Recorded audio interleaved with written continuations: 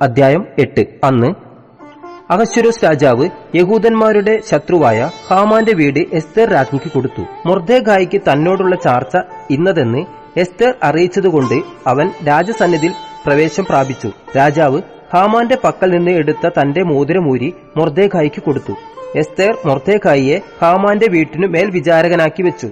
എസ്തേർ പിന്നെയും രാജാവിനോട് സംസാരിച്ച് അവന്റെ കാൽക്കൽ വീണു. ആഗാഗ്യനായ ഹാമാന്റെ ദുഷ്ടതയും അവൻ യഹൂദന്മാർക്ക് വിരോധമായി നിരൂപിച്ച ഉപായവും നിഷ്ഫലമാക്കണമെന്ന് കരഞ്ഞ് അപേക്ഷിച്ചു. രാജാവ് പൊൻചെങ്കോൽ എസ്തേറിന്റെ നേരെ നീട്ടി.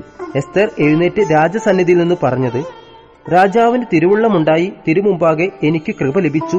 രാജാവിന് കാര്യം ന്യായമെന്ന് ബോധിച്ച് തൃക്കണ്ണിൽ ഞാനും പ്രിയയായിരിക്കുന്നുവെങ്കിൽ രാജാവിന്റെ സകല സംസ്ഥാനങ്ങളിലും യഹൂദന്മാരെ മുടിച്ചു കളയണമെന്ന് ആഗാഗ്യനായ ഹമ്മേദാദയുടെ മകൻ ഹാമാൻ എഴുതിയ ഉപായലേഖനങ്ങളെ ദുർബലപ്പെടുത്തേണ്ടതിന് കൽപ്പന അയക്കണമേ. എന്റെ ജനത്തിന് വരുന്ന അനർത്ഥം ഞാൻ എങ്ങനെ കണ്ടു സഹിക്കും? എന്റെ വംശത്തിന്റെ നാശവും ഞാൻ എങ്ങനെ കണ്ടു സഹിക്കും? അപ്പോൾ അഹശ്വേരോസ് രാജാവ് എസ്തേർ രാജ്ഞിയോടും യഹൂദനായ മൊർദെഖായിയോടും കൽപ്പിച്ചത്: ഞാൻ ഹാമാന്റെ വീട് എസ്തേറിന് കൊടുത്തുവല്ലോ. അവൻ യഹൂദന്മാരെ കയ്യേറ്റം ചെയ്യുവാൻ പോയതുകൊണ്ട് അവനെ കഴുമരത്തിന്മേൽ തൂക്കിക്കളഞ്ഞു. നിങ്ങൾക്കു ബോധിച്ചതുപോലെ നിങ്ങളും രാജാവിന്റെ നാമത്തിൽ യഹൂദന്മാർക്ക് വേണ്ടി എഴുതി രാജാവിന്റെ മോതിരം കൊണ്ട് മുദ്രയിടുവിൻ. രാജനാമത്തിൽ എഴുതുകയും രാജമോതിരം കൊണ്ട് മുദ്രയിടുകയും ചെയ്ത രേഖയെ ദുർബലപ്പെടുത്തുവാൻ ആർക്കും പാടില്ലല്ലോ.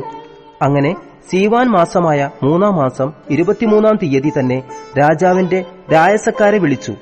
മൊർദെഖായി കൽപ്പിച്ചതുപോലെയൊക്കെയും അവർ യഹൂദന്മാർക്കും ഹിന്ദുദേശം മുതൽ കൂശ് വരെയുള്ള 127 സംസ്ഥാനങ്ങളിലെ രാജപ്രതിനിധികൾക്കും ദേശാധിപതിമാർക്കും സംസ്ഥാന പ്രഭുക്കന്മാർക്കും അതത് സംസ്ഥാനങ്ങളിലേക്ക് അവിടുത്തെ അക്ഷരത്തിലും അതത് ജാതിക്ക് അതത് ഭാഷയിലും യഹൂദന്മാർക്ക് അവരുടെ അക്ഷരത്തിലും ഭാഷയിലും എഴുതി.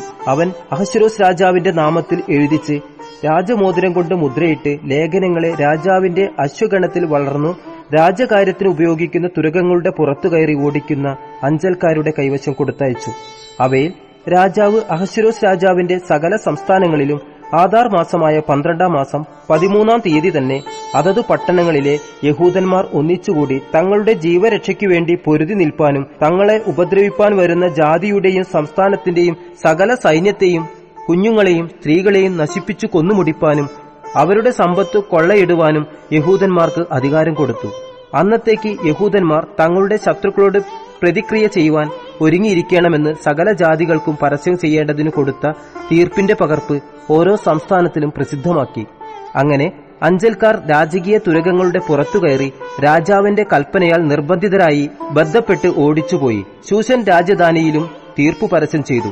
എന്നാൽ മൊർദെഖായി നീലവും ശുഭ്രവുമായ രാജവസ്ത്രവും വലിയ പൊൻകിരീടവും ചണനൂൽ കൊണ്ടുള്ള രക്താംബരവും ധരിച്ച് രാജസന്നിധിയിൽ നിന്നു പുറപ്പെട്ടു. ശൂശൻ പട്ടണം ആർത്തു സന്തോഷിച്ചു. യഹൂദന്മാർക്ക് പ്രകാശവും സന്തോഷവും ആനന്ദവും ബഹുമാനവും ഉണ്ടായി.